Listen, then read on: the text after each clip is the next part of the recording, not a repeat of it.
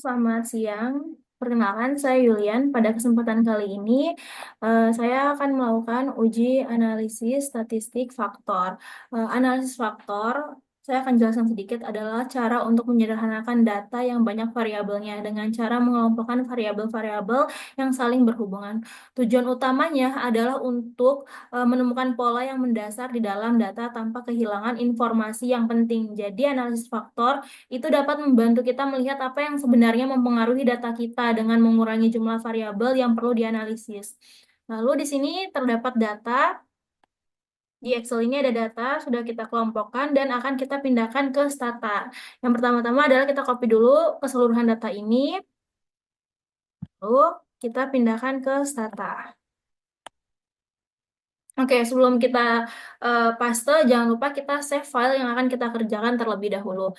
Kita pergi ke menu file, lalu klik log, begin, kita save datanya, save, lalu kita pergi ke data editor, data yang telah kita copy sebelumnya kita pindahkan di data editor yang ada di Stata. Ctrl V, create first variable name, lalu kita tutup kolom ini. Yang pertama-tama yang akan kita lakukan di sini adalah, saya akan menggunakan alternatif kedua. Berarti saya akan menggunakan metode rotasi untuk membuat faktor-faktor yang dihasilkan lebih mudah dipahami dan lebih jelas. Dalam analisis faktor awal, kadang-kadang faktor-faktor yang ditemukan masih agak sulit dipresentasikan karena mereka saling tumpang tindih kan. Dengan menggunakan rotasi alternatif ini, faktor-faktor akan lebih mudah dipisahkan dan juga diartikan. Pertama, kita akan faktor dulu. Faktor seluruh variabel yang telah kita kopas di pertama tadi, yang telah kita copy pertama tadi. SC1, SC2, SC3. Ini seluruhnya kita masukkan ya di faktornya.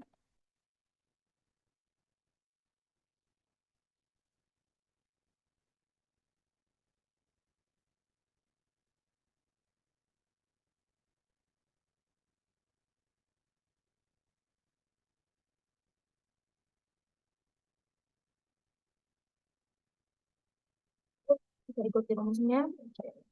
Nah, ini sudah keluar hasilnya. Kita more lagi. Oke, ini hasilnya sampai di bawah sini. Baik, saya akan menjelaskan sedikit apa itu faktor, Eugen value, dan difference proportion. Nah, faktor ini adalah urutan faktor yang ditemukan dalam analisis setiap baris di sini menunjukkan satu faktor, mulai dari faktor 1 hingga faktor 20. Faktor ini menunjukkan grup atau pola di dalam data yang saling berhubungan.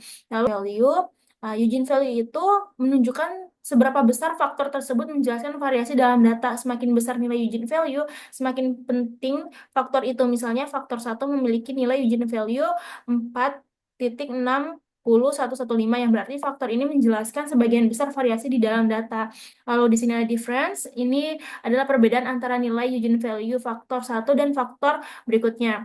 Semakin besar perbedaan ini, semakin jelas pemisah antar faktor tersebut. Lalu ada proportion, angka ini menunjukkan faktor persen variasi dalam data yang dijelaskan oleh masing-masing faktor.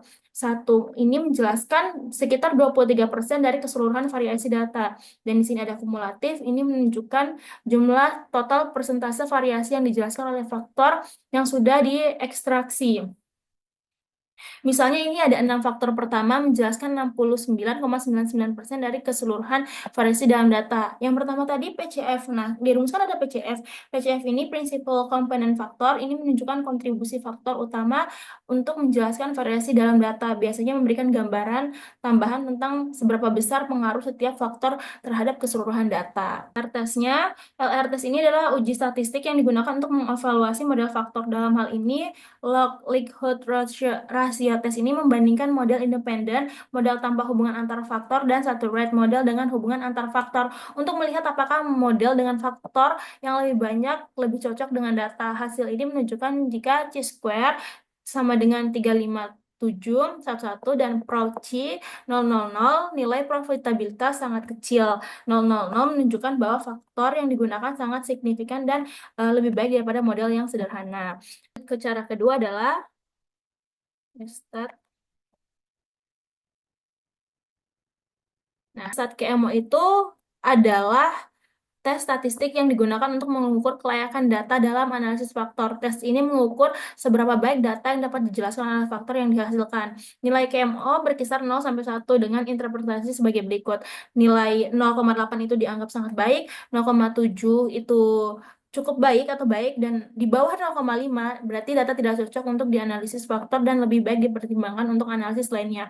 Teman-teman, di sini bisa kita lihat ya bahwa ada nilai yang di bawah atau ada variabel yang di bawah 0,5. Kita bisa lihat di sini setelah kita melakukan extract KMO, ini ada 32, 3, ini ada beberapa variabel pokoknya yang di bawah dari 0,5. Yang perlu kita lakukan adalah kita membuang variabel tersebut. Kita ulangi, kita lakukan faktor awal terlebih dahulu. Jadi, dapat dikatakan bahwa kita akan melakukan terus berulang antar faktor PCF dan KMO. Dilakukan untuk memastikan bahwa data benar-benar cocok dengan faktor yang diinginkan. Tujuannya adalah untuk memastikan hasil yang konsisten dan dapat diandalkan dalam menjelaskan struktur data. Nah, PCF ini kan membantu kita menentukan faktor-faktor utama yang dapat dijelaskan dalam variasi dalam data. Tetapi KMO itu mengukur kelayakan data untuk analisis faktor dengan menilai seberapa besar hubungan antar variabel. Jika KMO awalnya rendah di bawah 0,5, nah di beberapa data ini kan ada yang di bawah 0,5 menunjukkan bahwa tidak cocok dengan analisis faktor, sehingga kita melakukan beberapa pengujian dan penyesuaian variabel agar KMO mencapai nilai yang lebih tinggi, ideal lebih dari 0,5. Berarti kita ulangi dari yang pertama faktor variabel PCF, lalu kita KMO-kan lagi, estate KMO lagi. Faktor, kita buang faktor-faktor yang memiliki nilai di bawah 0,5 ya teman-teman. Saya copy aja biar mempermudah ya, dan mempersingkat waktu. Sini ada faktor 1 itu tidak masuk, faktor 3, PCF, terus kita lakukan lagi estate KMO. Nah, kita lihat di sini nilainya masih ada di bawah 0,05 ya, teman-teman. Jadi, seperti TC5 ini kita harus hilangkan dan juga SC3 ya. Coba kita ulangi lagi faktornya.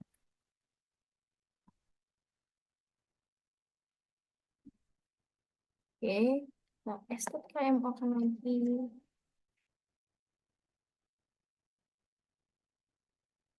Nah, ini masih ada nih TC3. Kita ulangi lagi, memang ini bertahap, jadi kita harus sabar. Sabar.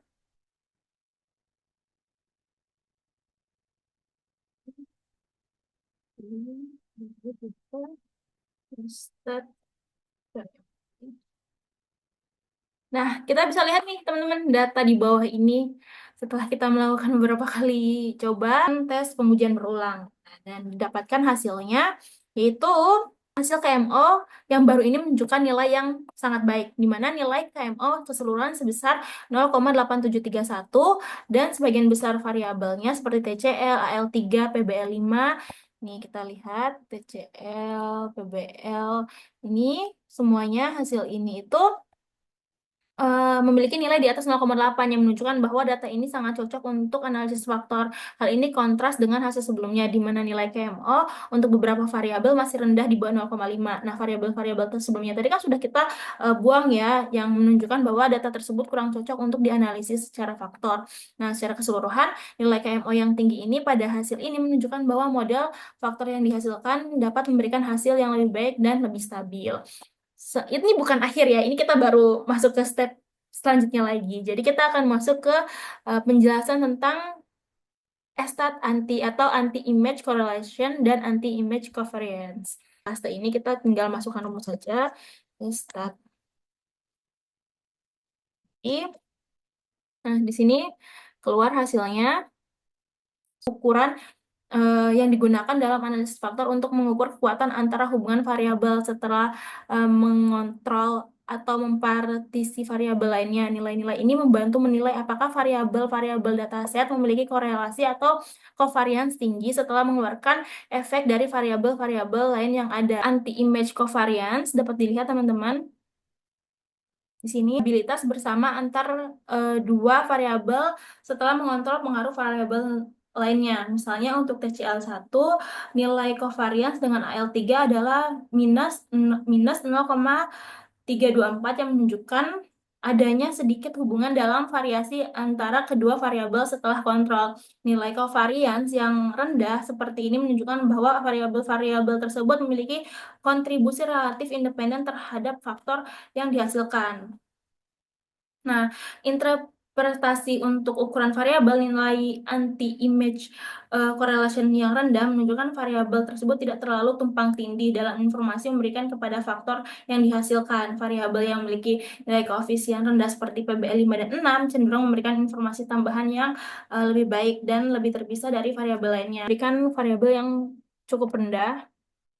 Kita lihat variabel 5 dan 6 ini cukup rendah ya di correlation ini, dan ini anti-image covariance-nya. Lalu kita akan lanjut ke tes selanjutnya, yaitu adalah rotasi atau rotate blanks. Kita melakukan insert anti dan mendapatkan nilai dan juga penjelasannya. Kita akan masuk ke langkah selanjutnya, yaitu adalah rotasi. Nah, kita masukkan dulu rumusnya ya, dan saya akan menjelaskan apa itu rotasi blanks. Jadi rumusnya adalah blank dalam kurung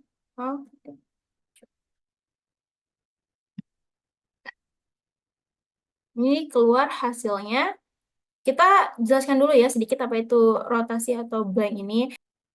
Rotasi ini dalam faktor dilakukan untuk membuat hasil faktor lebih mudah dipahami dan diinterpresentasikan. Tanpa rotasi, faktor-faktor yang dihasilkan mungkin tumpang tindih dan sulit untuk dijelaskan. Tujuan rotasi adalah memastikan loading faktor pada beberapa variabel dan mengurangi loading faktor pada variabel lainnya, sehingga faktor-faktor yang dihasilkan lebih jelas dan lebih mudah diartikan.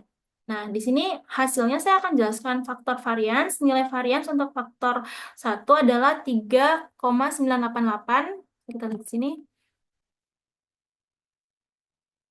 Nah, ya, faktornya adalah 3,98863, di mana yang menunjukkan bahwa faktor ini menjelaskan 56,98 dari variabilitas data. Ini adalah proporsi yang cukup besar yang menunjukkan bahwa faktor ini sangat penting dalam menjelaskan data yang ada. Yang kedua adalah proportion dan kumulatif ya teman-teman, di mana proportion untuk faktor 1 adalah 0,598, yang berarti faktor ini menjelaskan sekitar 56% dari total variasi yang ada, dan kumulatif menunjukkan nilai kumulatif proporsi variasi yang dijelaskan dari faktor yang ada. Lalu di sini ada loading faktor. Nah, ini ada loading faktor. Lihat teman-teman di sini, dan unique variance.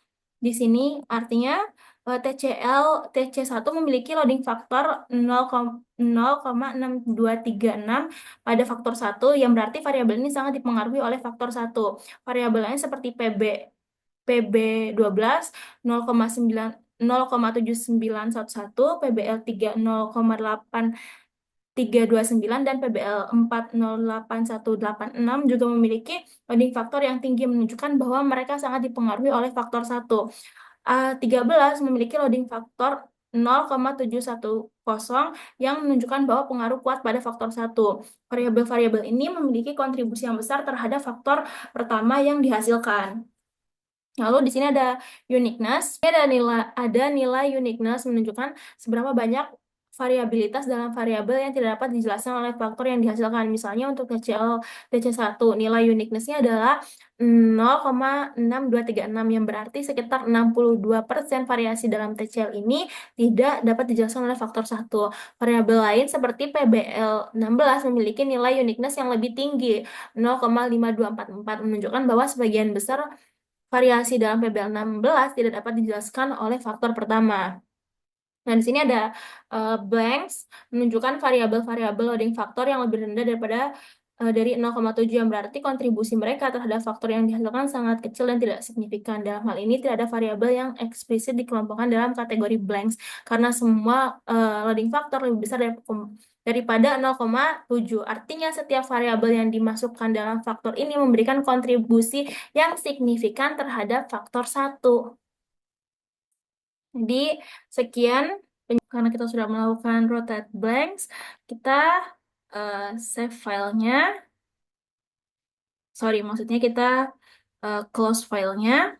Lalu datanya sudah tersave. Penjelasan dari saya semoga dapat dipahami. Ini merupakan analisis tes faktor statistik untuk KFL 3. Sekian, terima kasih.